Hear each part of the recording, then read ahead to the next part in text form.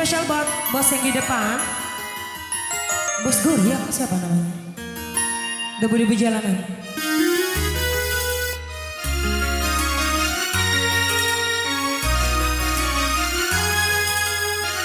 Lagi spesial buat abang yang di bang.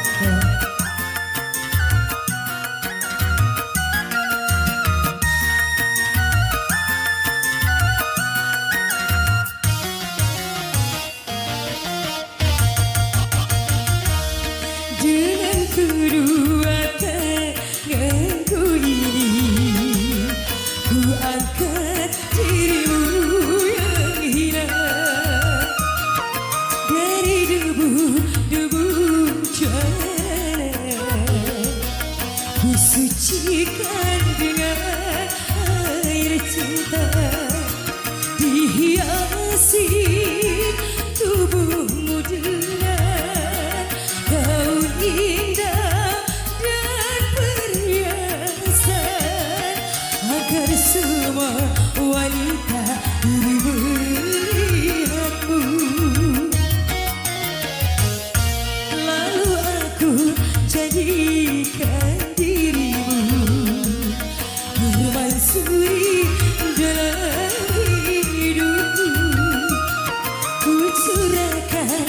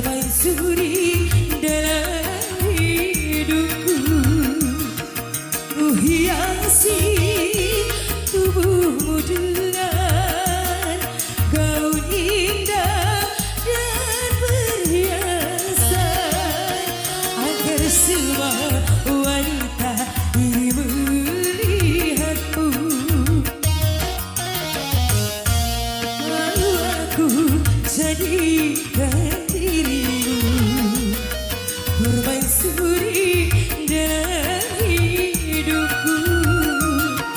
Ku turunkan dan ku letakkan dirimu di atas jiwaku.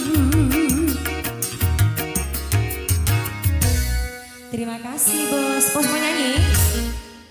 Nggak bisa nyanyi. Kembali.